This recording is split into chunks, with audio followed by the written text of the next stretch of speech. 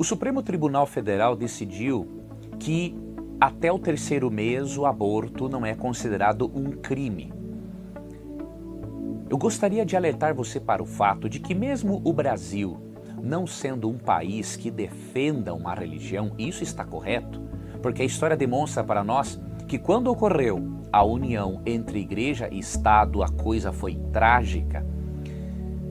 Apesar de não sermos a favor da união entre igreja e Estado, isso não indica que os nossos governantes, nossos líderes, estejam isentos de seguirem certos princípios universais ensinados por Deus.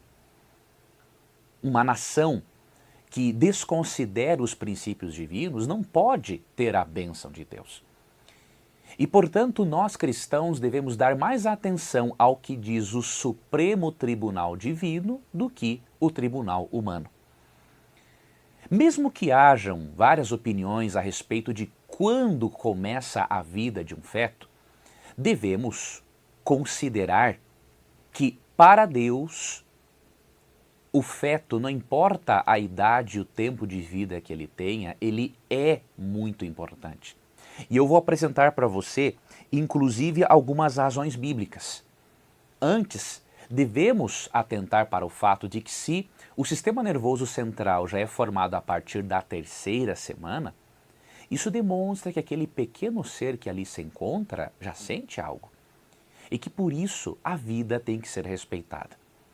Alega-se, por exemplo, que a mãe tem que ter o direito sobre o seu próprio corpo e decidir se o bebê vai nascer ou não. Porém, essa é uma transgressão clara do princípio de Êxodo capítulo 23, verso 7. Aqui tem um princípio que diz o seguinte: da falsa acusação te afastarás, não matarás o inocente e o justo, porque não justificarei o ímpio. Há um princípio aqui em Êxodo 23, verso 7, de que o inocente não pode ser morto. O justo não pode ser punido. A criancinha não tem nada a ver com a irresponsabilidade da mãe. Outro detalhe importante a considerarmos, a mulher, ela tem sim direito sobre o seu próprio corpo, mas não direito sobre a outra vida que está dentro dela. Quem tem esse direito é Deus. Se a mulher não quer ter filhos, então que seja responsável e use métodos contraceptivos, que não sejam abortivos, obviamente.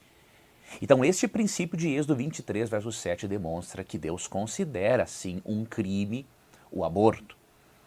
É óbvio, eu não vou falar aqui de casos especiais, em que muitas vezes a vida da mãe e do próprio feto se encontram em jogo. Não vou falar aqui de situações que envolvem um estupro, porque eu creio que devemos lidar com essa questão de forma muito responsável. Eu gosto muito do livro Declarações da Igreja Adventista, onde ele expressa uma opinião muito equilibrada a respeito, né? Ele diz que no mundo de pecado nós temos que tratar da questão do aborto de uma maneira bem responsável e, portanto, uma vítima de estupro, ela tem que decidir. Ela pode decidir se ela vai ter esse filho para dá-lo para alguém ou não. Porque realmente as influências pré-natais que uma criança recebe de uma mãe estuprada são muito desastrosas. Não estou sendo contra também instituições cristãs que cuidam de mulheres estupradas e dão a elas todo o suporte para que os filhos nasçam mesmo assim. Não sou contra isso. Só estou mencionando que nós entendemos que numa questão como essa, nós não temos muito o que opinar.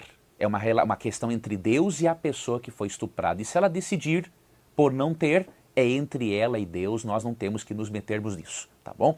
Eu estou falando aqui do aborto propriamente dito de maneira irresponsável, como defendido por muitos. Outros princípios bíblicos que mostram que Deus é contra essa prática, nós encontramos, por exemplo, em Jeremias 1, verso 5. Ali é dito que Deus se relacionava com o feto, nesse caso o profeta Jeremias, antes mesmo dele nascer. Este princípio você encontra também em Isaías 49:1 e no Salmo 139, 13 a 16, que demonstra o processo de embriologia e o envolvimento de Deus com todo o processo. E um último argumento que eu gostaria de apresentar para você é o de Lucas 1,41 e Lucas 2,16. Olha que interessante. Em Lucas 1,41 e 2,16, a mesma palavra grega é usada para o feto e para a criança que já nasceu. Sabe o que isso significa? Que Deus considera o feto já uma vida. Deus não coloca o feto numa categoria inferior a uma criança já nascida.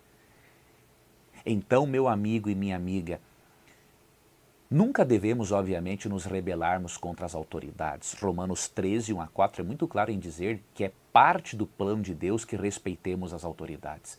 Mas quando um tribunal humano decide algo contrário ao tribunal divino, nós seguimos Atos 5:29, que diz: antes importa obedecer a Deus do que aos homens.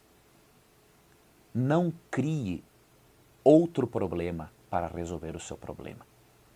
Se você fizer aborto de forma irresponsável, além de você estar praticando um crime à luz da Bíblia, estou falando à luz da Bíblia, não à luz do Código Brasileiro, não à luz do Supremo Tribunal Brasileiro e do mundo, estou falando à luz da Bíblia. Além disso, se você praticar o aborto, você vai estar trazendo consequências desastrosas para a sua psique, para as suas emoções. Por isso, tenha muito cuidado. Mesmo que eu não concorde em todos os detalhes, com algumas questões de alguns cristãos, eu recomendo que você veja algumas coisas sobre isso. Por exemplo, o pastor Silas Malafaia é um grande defensor da vida. E eu gosto muito da abordagem que ele faz a respeito do aborto, tanto do ponto de vista teológico quanto psicológico. Então, veja esses vídeos do pastor Malafaia, com certeza ele tem sido muito usado por Deus para abordar este assunto. Mesmo que eu não concorde com todos os detalhes, isso não quer dizer nada, há muita coisa positiva e o pastor tem demonstrado, à luz da Bíblia e à luz da ciência, que esta prática, como está sendo defendida por muitos, se constitui uma verdadeira abominação para Deus. Tá bom?